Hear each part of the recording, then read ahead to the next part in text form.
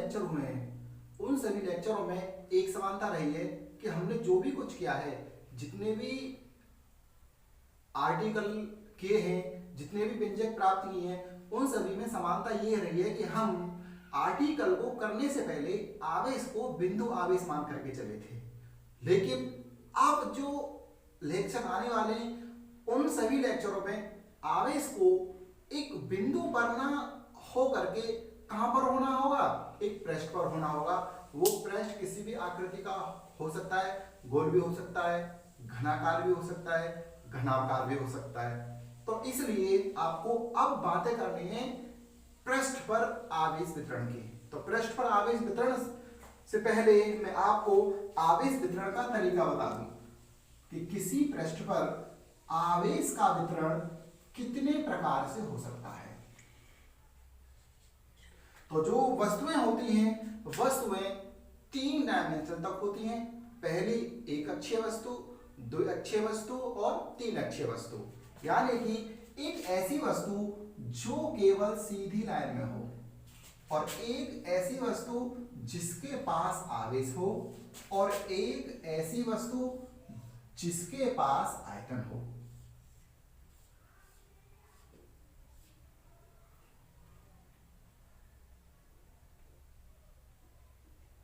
बेटा आ जाएगा सर। तो देखिए इस वस्तु के पास, ये जो मैंने ए वस्तु मानी है, इस वस्तु के पास क्या है, इस वस्तु के पास केवल एक विमा है। यानी कि मात्र इसके पास क्या मौजूद है, इसके पास मौजूद है लंबाई। अब ये जो आपको दूसरी वस्तु दिखाई दे रही है, इसके पास क्या मौजूद है, इसके पास लंबाई भी मौजूद है और इसके पास चौड़ाई भी मौजूद है। इसका अर्थ लंबाई गुणा चौड़ाई का मीन्स क्या बनता है, इसके पास मौजूद है क्षेत्रफल। अब इसी प्रकार से इसको मैं देखूं तो इसके पास, इस बिंदु पर देखना चाहूंगा तो देखिए इसकी लंबाई भी मौजूद है, चौड़ाई भी मौजूद है और ऊंचाई भी मौजूद है। कहने का अर्थ क्या है, कहने का अर्थ है कि जिनके पास तीनों अक्ष हों उन वस्तुओं के पास क्या मौजूद होगा, आयतन। तो हमारे पास व्यवहार में जो वस्तुएं होती है वो 3 प्रकार की होती हैं, जिसमें केवल लंबाई मौजूद हो, क्षेत्रफल मौजूद हो, आयतन मौजूद हो। ठीक, अगर मान लीजिए मैं इसको प्लस क्यू आवेश दूं तो प्लस क्यू आवेश जो है इस वस्तु पर एक समान रूप से लंबाई में फैल जाएगा। और अगर क्षेत्रफल वाली वस्तु को दूं तो कैसे फैलेगा, ये फैलेगा संपूर्ण क्षेत्रफल पर एक समान रूप से। अगर मान लीजिए मैं किसी आयतन को दूं तो क्या संपूर्ण आवेश उसके आयतन में एक समान रूप से फैल जाएगा कि नहीं, फैल जाएगा। तो आपको दिखाई दे रहा होगा आवेश वितरण वस्तुओं पर कितने प्रकार से हो सकता है। आवेश वितरण वस्तुओं पर 3 प्रकार से हो सकता है, लंबाई में, क्षेत्रफल में और आयतन में। इन्हीं तीनों कॉन्सेप्टों के आधार पर आवेश वितरण के 3 टर्म लिए गए हैं घनत्व में। पहला है रेखीय आवेश घनत्व,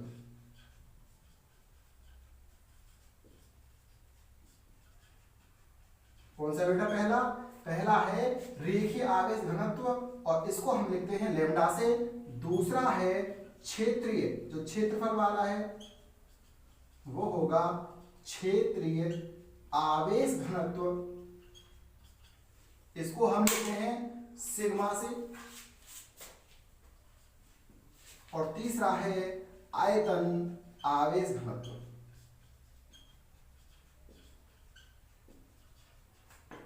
और इसको हम लिखते हैं रो से। ठीक, तो जो रेखीय आवेश घनत्व है वो किस पर होगा, रेखीय माने केवल लंबाई, ठीक है ना। तो रेखीय आवेश घनत्व माने लंबाई पर, क्षेत्रीय आवेश घनत्व माने क्षेत्रफल पर और आयतन आवेश घनत्व माने आयतन पर। अगर मैं बात करूं इनके फॉर्मूले की तो लैम्डा का फॉर्मूला क्या होगा, लैम्डा इज इक्वल टू वितरित आवेश का संख्यात्मक मान बटे जितनी लंबाई पर है। इसी प्रकार से क्षेत्रीय आवेश घनत्व का फॉर्मूला क्या होगा, सिग्मा इज इक्वल टू वितरित आवेश का मान अपॉन किस पर वितरित है, जितने क्षेत्रफल पर वितरित है। इसी प्रकार से आयतन आवेश घनत्व रो इज इक्वल टू वितरित आवेश का परिमाण कितना, Q अपॉन जितने आयतन पर या जितने आयतन में वितरित है। ठीक, तो रेखा आवेश घनत्व का फॉर्मूला क्या हो गया, lambda is equal to Q upon L। Sigma का क्या हो गया, sigma is equal to Q upon A। Rho का क्या हो गया, rho is equal to Q upon V। अब इसका मात्रक देखूं मैं लैम्डा का, तो लैम्डा का मात्रक क्या होगा, लैम्डा का मात्रक होगा Q का मात्रक क्या होता है, Q का मात्रक होता है कूलम अपॉन लंबाई का मात्रक क्या होता है, लंबाई का मात्रक होता है मीटर। तो इसलिए लैम्डा यानी कि रेखीय आवेश घनत्व का मात्रक क्या हो गया, कूलम प्रति मीटर। ऐसे ही सिग्मा का मात्रक क्या हो जाएगा, सिग्मा का मात्रक हो जाएगा कूलम पर मीटर स्क्वायर। इसी प्रकार से आयतन आवेश घनत्व का मात्रक क्या हो जाएगा, कूलम प्रति मीटर की घात 3। तो आप इस चैप्टर में ऐसी ही वस्तुओं के बारे में पढ़ने वाले हो, इसलिए ये जो टर्म है ये टर्म आपको बार बार आएंगे, इस तक आपको बार बार ना बताना पड़े, इसलिए मैं आपको यहाँ पर इनको बता दे रहा हूं। अब आगे आते हैं घनकोण पर। घनकोण यहाँ पर आपको इसलिए पढ़ना पड़ रहा है क्योंकि जब तक घनकोण समझ में नहीं आएगा उससे पहले आपको गॉस की प्रमेय समझ में नहीं आ सकती, क्योंकि गॉस की प्रमेय में घनकोण का यूज सबसे ज्यादा हुआ है। तो जानते हैं घनकोण क्या है। घनकोण किसी बिंदु पर किसी पृष्ठ द्वारा अंतरित कोण ही घनकोण कहलाता है। इसे प्राय हम ओमेगा के द्वारा प्रदर्शित करते हैं। मान लीजिए कोई बिंदु O है और इस बिंदु O से वेक्टर R स्थिति सदिश पर कोई पृष्ठ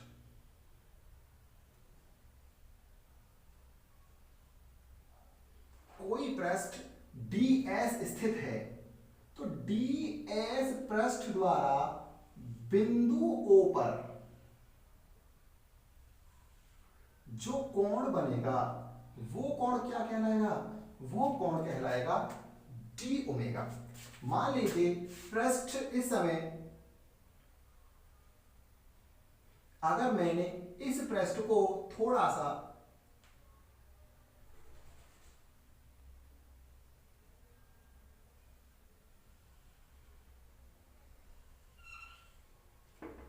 इस तरह से कर दिया तो इसमें आपको दो चीजें देखनी पड़ेंगी। वेक्टर R, ठीक, वेक्टर R की जो डायरेक्शन होगी एकांक वेक्टर R की डायरेक्शन में होगी, और एक दूसरा टर्म आता है स्थिति सदिश के बाद क्षेत्रफल सदिश।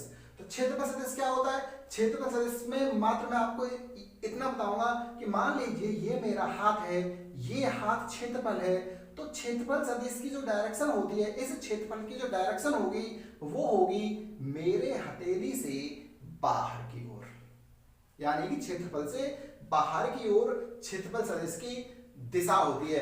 अब आप कहोगे कि सर क्षेत्रफल सदिश आया क्यों, इसकी हमें आवश्यकता क्यों पड़ी। क्षेत्रफल तो हमने अदिश राशि पढ़ा है, क्षेत्रफल अदिश राशि है, ठीक है, लेकिन क्षेत्रफल कुछ स्थितियों में कुछ राशियों के लिए दिशा पर निर्भर करता है, इसलिए हमें क्षेत्रफल सदिश के कॉन्सेप्ट की गणना करनी पड़ी।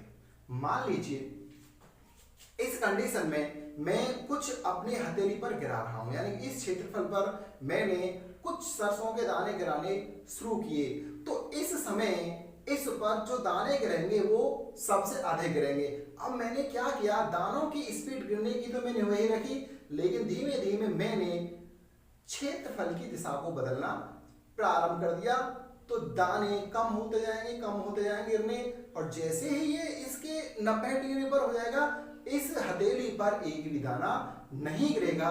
तो अब बताइए कि क्षेत्रफल की दिशा जो है, दानों की संख्या जो हथेली पर गिरेगी निर्भर कर रही है या नहीं कर रही है, इसलिए यहां पर हमें क्षेत्रफल सदिश का कॉन्सेप्ट लेना पड़ा।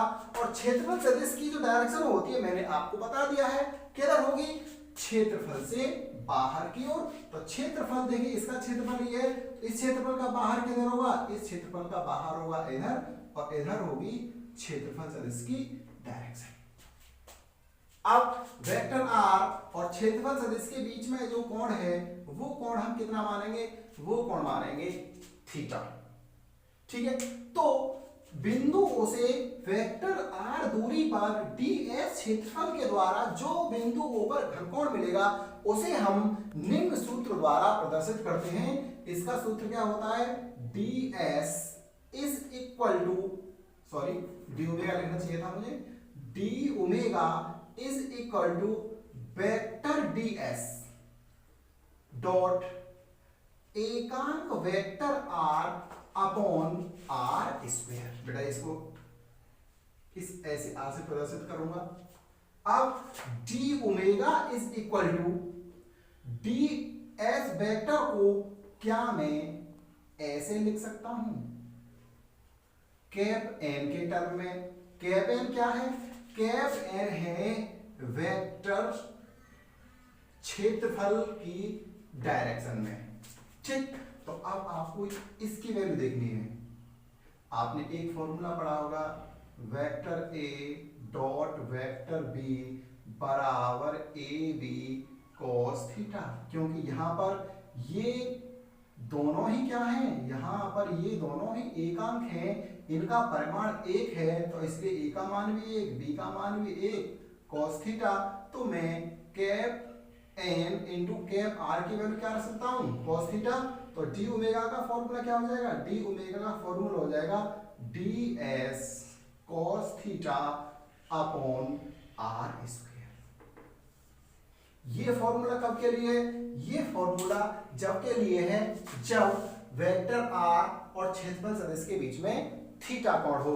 अगर मान लीजिए क्षेत्रफल सदिश और वेक्टर कैप आर दोनों ही एक डायरेक्शन में है तो थीटा की वैल्यू क्या हो जाएगी, अगर ds को मैं ऐसे ले आऊं तो जिधर r की डायरेक्शन उधर ही ds की डायरेक्शन। इस कंडीशन में थीटा क्या हो जाएगा, इस कंडीशन में थीटा हो जाएगा 0।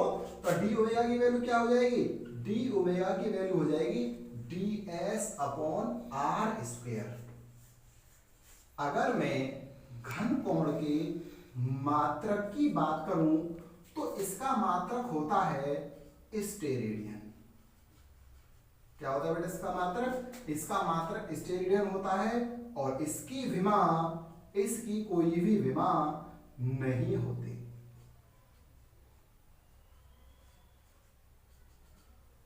ठीक, ये तो जो घनकोण निकाला है ये मैंने बहुत छोटे से सूक्ष्म क्षेत्रफल किसके लिए निकाला है, बहुत सूक्ष्म क्षेत्रफल ds के लिए। अगर आपको सर हमें तो पूरी बॉडी का घनकोण निकालना है, जैसे मान लीजिए पूरी बॉडी गोल है, इस पूरी बॉडी का घनकोण क्या होगा। अब ऐसी केस में पूरी बॉडी का घनकोण निकालने के लिए मुझे पूरी बॉडी को ऐसे ऐसे समान क्षेत्रफलों में संपूर्ण बॉडी के पृष्ठ को तोड़ना होगा। ठीक, अब आइए संपूर्ण घनकोण में क्या मान लूं, संपूर्ण घनकोण में मान लूं ओमेगा, और संपूर्ण घनकोण omega is equal to D S upon R square. तो omega is equal to 1 upon R square constant है, लेकिन मुझे जोड़ना किसको है, डी एस जैसे छोटे छोटे भागों को। तो इसलिए डी एस का जो इंटीग्रेशन का मतलब क्या है, इंटीग्रेशन का मतलब है ds जैसे जितने भाग हैं मैंने उन सभी का जोड़ कर लिया। तो ds का जो इंटीग्रेशन ds है, इंटीग्रेशन ds का मान संपूर्ण क्षेत्रफल, भाई यहाँ पर ds क्या था, एक छोटे से अवयव का क्षेत्रफल, लेकिन अब मैं क्या ले रहा हूं, मैं संपूर्ण क्षेत्रफल ले रहा हूं। तो संपूर्ण क्षेत्रफल यानी कि इंटीग्रेशन ds, और इंटीग्रेशन ds का मान क्या होगा, इंटीग्रेशन ds का मान होगा इस आकृति का क्षेत्रफल यानी कि गोले का क्षेत्रफल। और गोले का क्षेत्रफल क्या होता है, गोले का क्षेत्रफल होता है 4 पाई आर स्क्वायर। देखो आर स्क्वायर से आर स्क्वायर कट गया, तो ओमेगा की वैल्यू कितनी, ओमेगा की वैल्यू होती है 4 पाई। कहने का मतलब जो संपूर्ण घनकोण होगा, संपूर्ण घनकोण का मान कितना होगा, संपूर्ण घनकोण का मान होगा 4 पाई। ठीक है बेटा, अब घनकोण में आपको दो चीजें बहुत जल्दी बता दे रहा हूं। घनकोण, घनकोण कहां बनेगा और कोण कहां बनेगा। कोण जो बनता है वो 2D में बनता है, यानी कि जो वस्तुएं द्विविमीय होती हैं उनमें बनता है कोण, और जो घन कोण होता है, घन कोण बनता है जो वस्तुएं 3 अक्षों पर वितरित होती हैं। घन कोण के लिए संपूर्ण कोण का मान कितना होता है? घन कोण के लिए संपूर्ण कोण का मान होता है 4 पाई, और कोण के लिए संपूर्ण कोण का मान क्या होता है? संपूर्ण कोण का मान होता है 2 पाई। ये बनता है गोले में, ठीक, और ये बनता है वृत्त में। क्यों? क्योंकि गोला होता है 3D और वृत्त क्या होता है? वृत्त होता है 2D। पिछले लेक्चर में आपने विद्युत क्षेत्र को किसी बिंदु पर किस तरह डिफाइन किया था? विद्युत क्षेत्र को किसी बिंदु पर डिफाइन करने के लिए हमने तीन तरीकों का इस्तेमाल किया था। नंबर 1 विद्युत क्षेत्र की तीव्रता, नंबर 2 वैद्युत विभव, और नंबर 3 ग्राफीय विधि द्वारा वैद्युत बल रेखाओं के द्वारा। अब किसी बिंदु पर स्थित विद्युत बल रेखाओं की संख्या की सघनता अथवा विरलता के आधार पर हम ये ज्ञात कर सकते हैं कि वहां पर विद्युत क्षेत्र की तीव्रता कितनी है। इसी प्रकार से किसी विद्युत क्षेत्र में किसी क्षेत्रफल ds से होकर गुजरने वाले विद्युत बल रेखाओं की अधिकतम संख्या को ही हम वैद्युत फ्लक्स कहते हैं। वैद्युत फ्लक्स को प्राय फाई के द्वारा डिनोटेड किया जाता है। अब आइए समझते हैं बिंदु O से वेक्टर r दूरी पर मैंने एक क्षेत्रफल लिया है ds। क्या क्षेत्रफल लिया है बेटा? ds, और उस क्षेत्रफल ds के प्रत्येक बिंदु पर विद्युत क्षेत्र की तीव्रता E है, क्योंकि यह क्षेत्र वेक्टर E तीव्रता वाले विद्युत क्षेत्र में रखा हुआ है। अगर किसी बिंदु पर ds क्षेत्रफल का कोई पृष्ठ हो जो विद्युत क्षेत्र E तीव्रता वाले क्षेत्र में रखा होगा, तो उससे गुजरने वाले फ्लक्स का मान क्या होगा? उससे गुजरने वाले फ्लक्स का मान का जो फॉर्मूला होगा गणितीय रूप में d phi is equal to vector E dot vector ds होगा। ठीक है बेटा, तो ये किसका फॉर्मूला है? ये इस छोटे से सूक्ष्म क्षेत्रफल, बेटा देखो मैं आपको दिखा रहा हूं, इस छोटे से सूक्ष्म क्षेत्रफल से होकर गुजरने वाले फ्लक्स का मान होगा। अब सबसे पहले हमें ये देखना है कि डॉट प्रोडक्ट्स को देखने के लिए हमें ये देखना है कि जो E है और ds है उन दोनों के बीच में कितना कोण है। कोण के आधार पर ही हम फ्लक्स को डिफाइन करने वाले हैं। तो देखो E की डायरेक्शन वेक्टर r की डायरेक्शन में और ds की डायरेक्शन एकम सदिश स्मॉल n की डायरेक्शन में। ठीक है बेटा, अब आइए d phi is equal to क्या लिख सकता हूं? d phi is equal to लिख सकता हूं वेक्टर E डॉट ds को क्या लिख सकता हूं? ds को लिख सकता हूं ds इंटू n कैप। क्या लिख सकता हूं बेटा मैं? d phi is equal to vector E into ds into n cap. d phi is equal to आगे लाइन क्या होगी? d phi is equal to vector E dot dsn, वही फॉर्मूला वेक्टर A या cap A dot cap B is equal to AB cos theta. ठीक, तो ये क्या बन जाएगा फॉर्मूला? ये फॉर्मूला बन जाएगा d phi is equal to E, देखो n की वैल्यू तो ये क्या हो जाएगा? ds n is equal to ds का मान, ds एक अंक नहीं है, इंटू n कैप की वैल्यू कितनी? n कैप की वैल्यू 1, cos थीटा की जगह cos थीटा, तो ds इंटू कैप n की वैल्यू क्या हो गई? ds cos theta. तो d phi is equal to क्या हो गया? d phi is equal to हो गया E dot ds cos theta. अब यहां कुछ बातें कर लेते हैं थीटा के बारे में, क्योंकि यहां पर जो सबसे ज्यादा जो कंफ्यूज करता है वो थीटा ही करता है। अब ये थीटा क्या है? थीटा है, जरा गौर से ध्यान देना, थीटा है क्षेत्रफल सदिश और E के बीच का कोण। ठीक बेटा, आर्यवासा में थीटा किसके, मान लीजिए क्षेत्रफल, अगर इस क्षेत्रफल, मान लीजिए ये क्षेत्रफल है तो इसका क्षेत्रफल सदिश की डायरेक्शन क्या होगी, ऐसे, और ई की डायरेक्शन अगर ऐसे हो तो ई की डायरेक्शन और क्षेत्रफल सदिश के बीच जो कोण होगा वो ये थीटा होगा। आर्यवासा में कंफ्यूज मत हो जाना। चलो आर्टिकल के बाद में मैं आपको थीटा के बारे में थोड़ी सी और बता दूंगा। अब देखिए बेटा, डी फाई जहां थीटा आपको मालूम पड़ गया तो इसको मैं दो तरह से एक्सप्रेस कर सकता हूं। D phi is equal to E into D S cos theta. और आप इसको हिंदी में लेंगे जो पढ़ना चाहोगे तो ई की वैल्यू क्या, वैद्युत क्षेत्र है, वैद्युत क्षेत्र गुणा वैद्युत क्षेत्र की, वैद्युत क्षेत्र की दिशा के लंबवत, वैद्युत क्षेत्र की दिशा के लंबवत क्षेत्रफल का घटक। ठीक, या ऐसे ही लिख सकते हो D phi is equal to E into D S, घटक कौन सा, लंबवत घटक। या दूसरा तरीका भी है, D phi is equal to D S into E cos theta. इसको आप कैसे लिखोगे, D phi is equal to क्षेत्रफल, घटक क्षेत्रफल,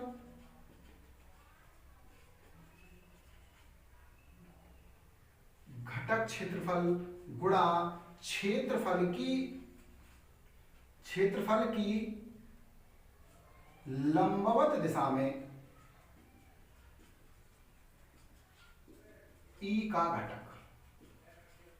क्या फॉर्मूला बन जाएगा, फॉर्मूला बन जाएगा D phi is equal to D S into E का लंबवत। ये जो निशान बनाएगा उल्टी टी का मतलब है कि यहां पर ई का मुझे लंबवत घटक चाहिए। ठीक है, अब मैं बात कर रहा हूं थोड़ी सी थीटा की, क्योंकि थीटा ही सबसे कंफ्यूजिंग होता है फ्लक्स निकालते समय। तो यहां पर दो चीजें होती हैं, एक तो होता है क्षेत्रफल और एक होता है क्षेत्रफल सदिश। क्षेत्रफल और क्षेत्रफल सदिश दोनों एक दूसरे के 90 डिग्री पर होते हैं। मान लीजिए ये क्षेत्रफल है, क्षेत्रफल का अक्ष ये, और क्षेत्रफल सदिश की डायरेक्शन क्या, ये। तो ये तो है क्षेत्रफल और ये है क्षेत्रफल सदिश, बीच का कोण कितना, थीटा।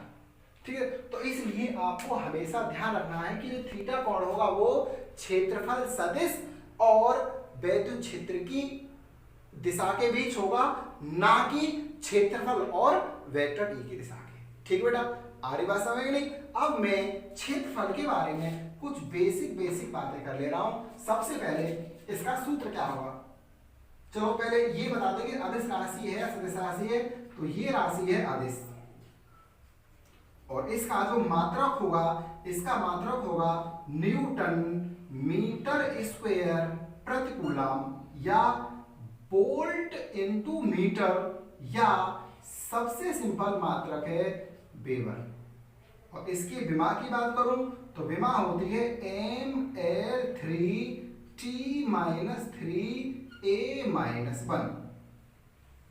अब हम बात कर ले रहे हैं फ्लक्स के प्रकार की, करते हैं बेटा फ्लक्स के प्रकार की। तो फ्लक्स के जो प्रकार होते हैं वो कितने प्रकार के होते हैं, फ्लक्स दो प्रकार के होते हैं। नंबर 1 धनात्मक फ्लक्स, नंबर 2 ऋणात्मक फ्लक्स। अगर आप तीसरा भी प्रकार मान सकते हो तो तीसरा प्रकार होता है शून्य फ्लक्स। अब बात करते हैं कि धनात्मक फ्लक्स कब होगा, ऋणात्मक फ्लक्स कब होगा और शून्य फ्लक्स कब होगा।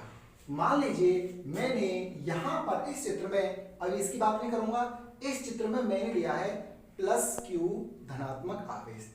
अब आपको पता है धनात्मक आवेश से जो फील्ड लाइन होती है, यानी कि जो वैद्युत बल रेखाएं होती हैं, वो आवेश के पृष्ठ के लंबवत बाहर की ओर होती हैं। ये आप सभी को पता है। अगर फ्लक्स रेखाएं आवेश से बाहर निकल रही हो, इस कंडीशन में जो फ्लक्स होगा वो कैसा फ्लक्स होगा, वो फ्लक्स होगा धनात्मक। या दूसरी कंडीशन में देखिए जरा, इसको मैं दिखा दूं, इस कंडीशन में ई की डायरेक्शन आपको किधर दिखाई दे रही है, जिधर फील्ड लाइन की डायरेक्शन है। तो ई की डायरेक्शन बाहर की ओर, और जो एकांक वेक्टर होगा n, उसकी भी डायरेक्शन क्या होगी, उसकी भी डायरेक्शन बाहर की ओर होगी। तो इसलिए धनात्मक फ्लक्स कब होगा, धनात्मक फ्लक्स जब होगा जब थीटा का मान 90 डिग्री से कम होगा।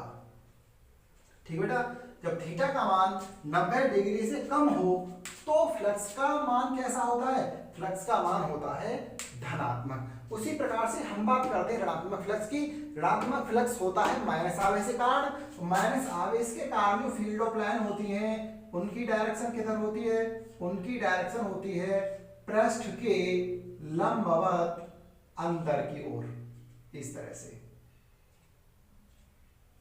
अगर किसी आवेश में फील्ड लाइन अंदर की ओर जाती हुई प्रतीत होती हैं तो उसका जो फ्लक्स होगा वो कैसा होगा, उसका फ्लक्स होगा ऋणात्मक। ऋणात्मक फ्लक्स के लिए देखते हैं, देखो एक ही डायरेक्शन, यहां पर क्या, एक ही डायरेक्शन ऊपर की ओर आवेश की ओर, और कैप एन की डायरेक्शन किधर होगी, एकांश सदिश की डायरेक्शन होगी ई के अपोजिट। तो इसलिए इनके बीच में जो कोण हुआ, इनके बीच में कोण हुआ 180, और यहां पर कोण कितना, यहां पर कोण 0 था। तो इसलिए 0 से 90 तक धनात्मक और 90 से ऊपर ऋणात्मक। अगर थीटा का मान 90 से 180 डिग्री तक हो तो फ्लक्स क्या होगा, तो फ्लक्स होगा ऋणात्मक। अब मान लीजिए मेरे पास प्लस क्यू और माइनस क्यू आवेश किसी पृष्ठ पर बंद है, तो प्लस क्यू और माइनस क्यू परिमाण में एक दूसरे के बराबर हैं। तो जितनी फ्लक्स रेखाएं इस पृष्ठ से बाहर निकलेंगी उतनी ही फ्लक्स रेखाएं उस पृष्ठ से अंदर की ओर आएंगी। ठीक, तो इस कंडीशन में जो बाहर वाला फ्लक्स है वो अंदर आने वाले फ्लक्स को कैंसिल आउट कर देगा। इस वजह से इस कंडीशन में कोई भी फ्लक्स नहीं होगा। ठीक है, एक बात और, अगर कोई आवेश किसी पृष्ठ से बाहर रखा है तो उस पृष्ठ से गुजरने वाले कुल फ्लक्स का मान क्या होगा, गुजरने वाले कुल फ्लक्स का मान 0 होगा यदि आवेश पृष्ठ से बाहर हो। क्यों, क्योंकि जितना फ्लक्स एंटर करेगा उतना ही फ्लक्स दूसरे सिरे से बाहर निकलेगा। तो धनात्मक फ्लक्स प्लस ऋणात्मक फ्लक्स दोनों आपस में एक दूसरे को कैंसिल आउट कर देंगे। तो इस कंडीशन में फ्लक्स का मान क्या हो जाएगा, 0 हो जाएगा।